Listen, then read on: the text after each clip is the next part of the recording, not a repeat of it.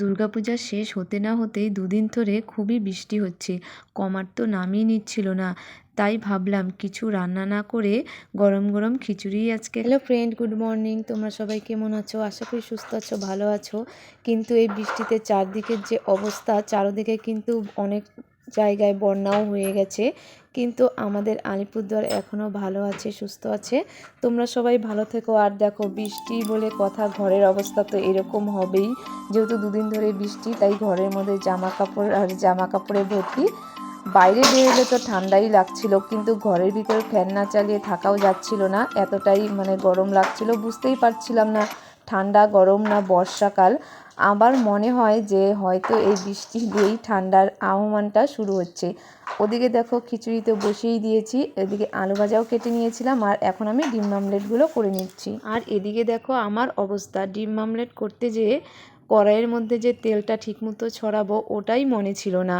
তারপরে দেখো, উপরটা তো লেগেই গেছে। যাই হোক, ডিম বলে কথা, সেটা তো উঠেই যাবে, আর না উঠলেও ঘষে ঘষে উঠাতেই হবে। তো উঠিয়ে ডিম অমলেটটা করার পর ওই যে একটু খাটনিটা বেড়ে গেল, কড়াইটা আবার মেজে নিয়ে আসতে হয়েছিল, নয়তো এত তেলের মধ্যে আলু ভাজাটা ভাজলে পরে কড়াইয়ের ওপরগুলো হয়তো পুড়েই যেত। তারপর কড়াইটা মেজে নিয়ে এসে আবার ভালো করে তেল গরম করে তারপর কিন্তু আলু ভাজাটা করে নিচ্ছি। আর দেখো, ঝুরি ঝুরি করে আলু ভাজার থেকে আমার এরকমভাবে আলু ভাজা খেতে বেশি একটা ভালো লাগে।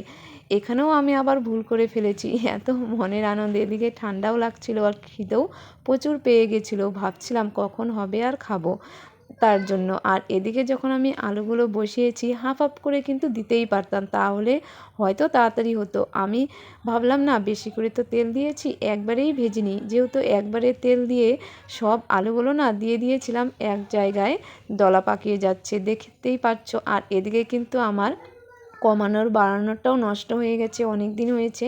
এটা ঠিক করাই হয় না, চামচ দিয়েই অন করি আবার অফ করি। তোমাদের কারো যদি এরকম হয়ে থাকে, আমার এই টেকনিক কিন্তু ব্যবহার করতেই পারো। আর বেশ একটা সময় লেগে গেছে আলুগুলো ভাজতে, জানো তো, যেহেতু হাফ হাফ করে দিইনি, একবারেই দিয়েছিলাম, তাই আর কি। আর এদিকে ঠান্ডায় দেখি ঘিগুলোও জমে গেছে। ঘি জমে গিয়েছে, তাতে কী হয়েছে, হাঁড়ির ওপরে ধরা মাত্র ঘিগুলো কিন্তু ছেড়ে গিয়েছে। তো হাঁড়িতে ঘিটা দিয়ে গরম মশলা দিয়ে নামিয়ে নিয়েছি, আর এদিকে কিন্তু আলু ভাজাটাও হয়ে গেছে। বেশ কিছুক্ষণ পর, অনেকটা সময় লেগে গিয়েছে, আর ঘড়ির কাঁটায় প্রায় 2টো বেজে গেছে। বৃষ্টি হচ্ছিল, তাই আর আজকের দুপুরে কিছু রান্না করাও হয়নি। এগুলো দিয়েই দুপুরের খাওয়া দাওয়া সেরে নিচ্ছিলাম। তো তোমরা সবাই ভালো থেকো, সুস্থ থেকো। তোমাদের সাথে আবার নেক্সট ভিডিওতে দেখা হবে। আর বৃষ্টি হলে না, খিচুড়ি, ডিম মামলেট, আলু ভাজা এগুলোই খেতে ইচ্ছা করে। আর যেহেতু দুদিন ধরে বৃষ্টি, একটু ঠান্ডা ঠান্ডাও লাগছিল, তাই ইচ্ছা করছিল না যে আরও কিছু রান্না করে কাজটা বাড়াই। তো এভাবেই দেখো খেয়ে নিচ্ছি। তোমরা সবাই ভালো থেকো, টাটা, বাই বাই। আর আজকের মেনুতে কি করেছি দুপুরে তোমরা তো দেখেই নিলে। তোমরা সবাই সুস্থ থেকো। চারদিকে যে বন্যার অবস্থা, সবাই সাবধানে।